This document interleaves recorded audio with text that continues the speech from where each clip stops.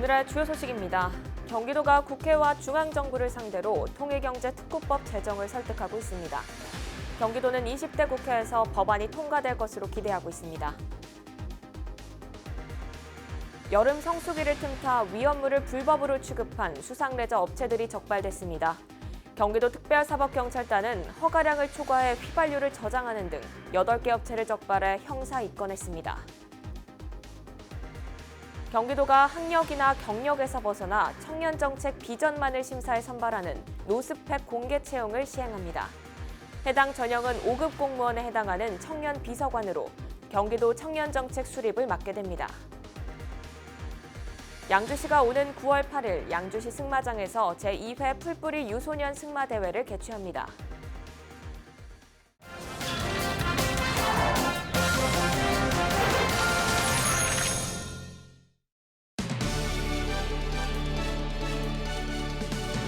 여러분 안녕하십니까? 힐로티비 뉴스 나라입니다.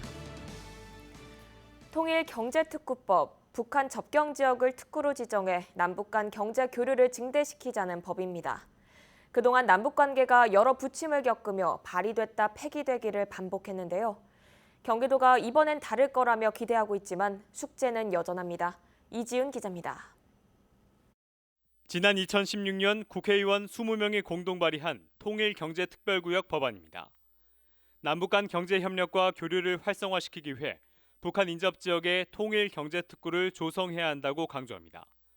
제2의 개성공단을 만들어야 한다는 겁니다. 통일경제특별구역을 조성하여 개발함으로써 남북한 간 경제협력 및 교류를 증진시키고 한반도 경제 공동체 실현을 위한 통일경제특별구역의 설치에 관한 법적 근거를 마련하기 위한 것입니다. 통일경제특구법은 앞서 17대 국회부터 총 18건이 발의됐습니다. 지난해 4월 판문점에서 평화의 분위기가 감지될 때까지만 해도 법 제정 기대감이 높았습니다. 하지만 이후 남북 관계에서 뚜렷한 성과가 나오지 않은 데다 북미 정상회담마저 교착 상태에 빠지면서 법안 논의는 실종되고 말았습니다. 접경 지역 지자체는 법 제정을 학수고대하고 있습니다. 통일경제특구로 지정되면 각종 기반 시설은 물론 자금 지원과 세제 혜택 등을 볼 수 있기 때문입니다. 경기도 접경지는 이후에 중요한 도시로 권역을 이루게 될 것입니다. 경기도는 법안 제정에 기대를 걸고 있습니다. 네, 통일경제특구법이 이제 국회 논의의 막바지에 와 있습니다. 여러 의원님들이 발의한 것을 정부가 통일부 안으로 단일한 안을 만들어서 이제 마지막 심의 과정에 있고 더불어민주당 여당 측에서는 당론으로 채택해서 추진하려고 합니다. 하지만 특구법이 제정된다고 해도 미국과 유엔의 경제 제재가 풀리지 않으면 남북 경협이 사실상 불가능하다는 한계가 있습니다. 민생 문제까지 모든 게 지금 포괄적 제재를 맡겼기 때문에 남북관계 개선과 북핵 문제 해결되기 전까지는 쉽지 않다. 경기도는 북한의 참여가 보장되지 않는다고 하더라도 통일경제특구를 지정해야 한다는 입장입니다. 특히 경기 북부 지역에 특구를 유치하기 위해 중앙부처와 협의한다는 계획입니다. 헬로티비 뉴스 이지훈입니다. 광릉숲 생물권 보전지역관리위원회가 의정부 쓰레기 소각장 이전과 남양주 첨담산업단지 조성에 대해 입지 선정을 재검토할 것을 권고했습니다. 의정부시는 장암동 소각장을 광릉숲 핵심 지역에서 5km가량 떨어진 자일동 환경자원센터로 이전하는 사업을 추진 중입니다. 남양주시도 광릉숲 핵심 지역에서 2km가량 떨어진 진접읍에 첨단 가구산업단지 조성을 추진하고 있습니다. 그러나 관리위원회 권고가 법적 효력이 없고 두 지자체가 각각 추진 중인 사업을 강행하겠다는 입장을 밝히고 있습니다. 여름 성수기를 틈타 위험물을 불법으로 취급한 수상 레저 업체들이 적발됐습니다. 경기도 특별사법경찰단은 허가량을 초과해 휘발유를 저장하는 등 위험물을 불법으로 취급한 업체 8곳을 적발했다고 지난 29일 밝혔습니다. 도특사경 관계자는 불법 위험물 취급과 안전수칙 위반 행위는 자칫 대형 사고로 이어질 수 있다고 말했습니다. 적발된 업체는 모두 형사 입건됐습니다. 경기도가 학력이나 경력에서 벗어나 청년정책 비전만을 심사해 선발하는 노스펙 공개 채용을 시행합니다. 해당 전형은 5급 공무원에 해당하는 청년 비서관으로 경기도 청년정책 수립과 시행 업무를 맡게 됩니다. 도 관계자는 청년을 가장 잘 알고 대변할 수 있는 인재를 찾기 위해 이번 채용 계획을 마련했다고 밝혔습니다. 자세한 내용은 경기도 홈페이지 시험 정보를 통해 확인이 가능합니다. 양주시는 오는 9월 8일 양주시 승마장에서 제2회 풀뿌리 유소년 승마대회를 개최한다고 밝혔습니다. 대회는 장애물 40cm 경기 등 4종목으로 진행하며 100여 명의 유소년 선수가 출전합니다. 이날 대회에는 말 먹이주기 등 다양한 프로그램이 함께 진행될 예정입니다.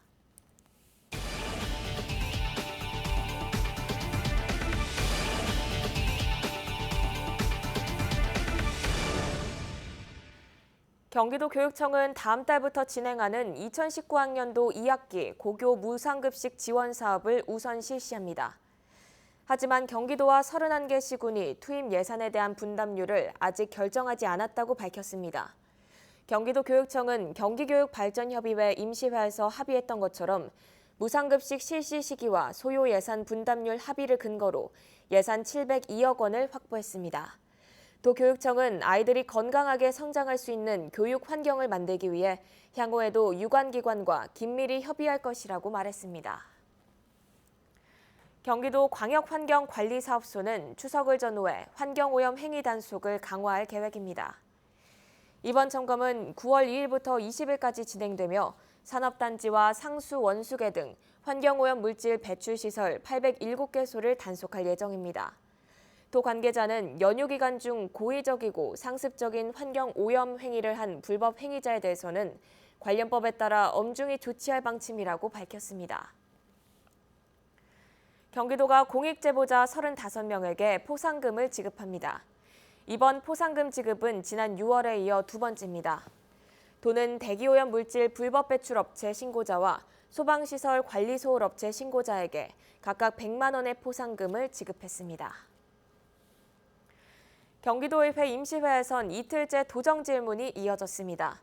경기도가 추진 중인 저출산 대책과 기본소득, 경기북부 균형발전 사업 등 여러 가지 얘기가 오갔는데요. 이재명 경기도지사는 더 나은 삶에 대한 확신을 가질 수 있어야 저출산 문제도 해결된다며 이를 위해 공정한 사회를 만들기 위해 노력 중이라고 밝혔습니다. 한선지 기자입니다. 도정 질문 첫 번째 화두는 경기도 출산 정책. 올 상반기 출산율이 역대 최저치를 찍은 상황에서 장태환 의원은 이대로 가다 대한민국이 자연 소멸할 수 있다는 우려와 함께 인구 절벽에 대한 이재명 경기도지사의 의견을 물었습니다. 이재명 지사는 지금보다 앞으로가 더 나을 거란 기대가 없는 게 요즘 세대 문제라며 공정한 사회를 만들어 확신을 가지게 해야 한다고 답변했습니다. 각자가 기여한 만큼의 몫이 그래도 상당 정도 보장된다고 믿어지는 사회, 그런 사회야말로 희망을 가질 수 있는 사회라고 생각합니다. 특사경을 통한 각종 단속 행위도 사실은 그런 공정함의 가치를 우리 도정 전반에 걸쳐 구현하기 위한 것입니다. 원영희 의원은 도가 추진하고 있는 기본소득 재원에 대해 증여세와 상속세 분할 납부분을 기본소득 예산으로 편입하거나 절약된 예산으로 기금을 마련하자는 등의 방법을 건의했고 기본소득용 기금 마련 및 절감 예산의 적립과 이렇게 절감된 재원을 기본소득용 기금으로 적립할 수 있는 방안에 대한 연구 용역을 추진해 주실 것. 이 지사는 기본소득을 위한 별도의 예산을 마련해야 한다는 것에 동의하며 토지세를 올려 기본소득 재원으로 쓰는 기본소득형 국토보유세를 추진 중이라고 덧붙였습니다. 이 밖에 경기북부 균형발전과 분도 등에 대한 얘기가 오갔습니다. 5분 자유발언도 진행됐습니다. 어르신들이 위생시설과 환경이 좋은 임용실에서 정상적인 임용 서비스를 받을 수 있도록 복지 사업을 추진해 주시기 바랍니다. 향후 적수사고 등이 발생하지 않도록 사고 예방 대책을 철저히 강구해 주시기. 이번 임시회는 2019년 3차 경기도 추경안 등 상임위에서 안건 심의한 뒤 다음 달 10일 마지막 본회의를 끝으로 마무리됩니다. 경기주TV 한선지입니다.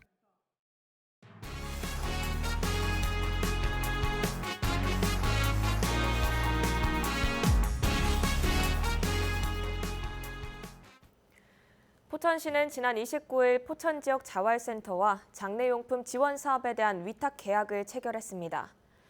포천시에 주민 등록이 되어 있고 지역의 장례식장을 이용해 장례를 치르는 고인의 연고자에게 10만 원 상당의 장례용품을 지원합니다. 다음 달 9일부터 본격적으로 시행되는 장례용품 지원 사업은 구비 서류를 가지고 포천 지역 자활센터에 신청하면 됩니다. 세계 유일 분당국인 한국의 비무장지대와 접경지를 달리는 뚜르드 DMZ 국제 자전거 대회가 강원도 고성 통일전망대에서 개막했습니다. 세계 각국의 180여 명의 선수들은 강원도 고성과 인제, 화천을 지나 경기도 연천, 김포, 인천 강화까지 총 500여 킬로미터를 달리는 긴 여정을 시작했습니다. 노지영 기자가 보도합니다. 세계 각국에서 온 선수들이 하나둘 입장하기 시작합니다. 개막이 임박해지면서 주최 측의 움직임도 분주해집니다. 비무장지대를 가로지르며 한반도의 평화를 기리는 뚜르드 DMZ 국제 자전거 대회가 30일 막을 올렸습니다. 이번 뚜르드 DMZ 2019 국제 자전거 대회는 강원도 고성을 시작으로 인천 강화도까지 총 510km 구간에서 펼쳐집니다. 올해는 지난해보다 총 구간이 31km가 연장됐고 파주 통일대교에서 군내면 점원 교차로까지 왕복 8km 민통선 구간도 새롭게 추가돼 더욱 흥미로운 대회를 예고하고 있습니다. 참가 선수들의 마음도 더욱 뜨거워졌습니다. 지난번에 카자흐스탄 외국 실업팀이 선수들이 워낙 잘 타다 보니 저희 한국 선수들이 좀 따라가기 벅차는데 이번에 준비 많이 해서 열심히 한번 타보겠습니다. 세계 유일 분당국의 접경지를 따라 달리는 흔치 않은 경험. 해외 선수들도 감회가 매우 깊습니다. I feel really proud to be in this historic area and race here against the local teams. It's a once in a lifetime opportunity. 올해로 4회째를 맞이하는 이번 대회는 평화 그리고 화해, 협력, 새 시대를 달린다는 주제로 진행됩니다. 세계 사이클 연맹의 국제 인증을 받은 세계 최고의 권위 있는 청소년 자전거 대회입니다. 이 대회를 계기로 해서 평양까지 갈 수 있는 자전거 평화 대행진을 같이 남북 간 협의해서 한번 추진했으면 하는 게 바람입니다. 이번 대회에는 카자흐스탄, 미국, 핀란드 등 해외 16개 팀 140여 명과 국내 고등부 5개 팀 40여 명이 참가했습니다. 다음 달 3일까지 닷새간 진행되는 이번 대회는 헬로TV 지역 채널 25번을 통해 생중계됩니다. 헬로TV 뉴스 노지영입니다. 이재명 경기도지사가 해외 쓰레기와 폐기물 수입을 금지해야 한다는 의견을 밝혔습니다. 이재명 지사는 국회의원회관에서 열린 일본 석탄재 수입 대책 마련을 위한 토론회에서 해외 쓰레기는 불가피한 경우가 아니면 수입을 금지해야 한다고 주장했습니다. 하지만 일부 업자들이 이익을 보기 위해 일본 쓰레기를 수입하고 있다며 자성이 필요하다고 덧붙였습니다. 더불어 경기도는 도내 발주공사에 일본 석탄재를 사용하지 못하도록 하고 있다며 전국적인 확산이 필요하다고 밝혔습니다. 화학발전소에서 석탄을 태우고 남는 석탄재는 시멘트 점토 원료로 사용되고 있으며 국내 시멘트 업계는 연간 130만 톤의 석탄재를 일본으로부터 수입하고 있습니다. 경기도가 국민체육진흥공단이 실시한 2019년 상반기 체육시설 안전점검 이행평가에서 전국 1위를 차지했습니다. 28일 도와 국민체육진흥공단이 발표한 내용을 살펴보면 지난 3월부터 6월까지 4개월간 도내 공공민간 체육시설 16,000여 곳을 대상으로 상반기 정기 안전점검을 한 결과 도는 전년도 71.5% 대비 25.5% 높아진 97%의 점검률을 달성했습니다. 이는 전국 17개 광역시도 평균보다 높았으며 점검 결과 대부분의 시설에는 큰 문제가 없는 것으로 나타났습니다. 이어서 날씨 정보입니다. 주말에는 맑은 하늘을 볼 수 있겠습니다. 토요일 우리 지역의 최저기온은 17도, 최고기온은 28도로 선선하겠고 미세먼지 농도는 보통 수준을 보이겠습니다. 경기 북부 주간 날씨입니다. 일요일까지 맑은 날씨는 계속돼 나들이 하기 좋겠습니다. 이후엔 구름 많은 날씨를 보이다가 수요일부터는 한 차례 비가 내리겠습니다. 생활지수입니다. 그늘에 서 있으면 선선하겠지만 햇볕에 나가면 아직까지는 조금 덥게 느껴집니다. 자외선 차단제를 꼭 발라주시기 바랍니다. 지금까지 날씨 전해드렸습니다. 이상으로 뉴스를 마칩니다. 저희는 언제나 지역 주민 여러분 곁에 있겠습니다. 함께해 주신 여러분 고맙습니다.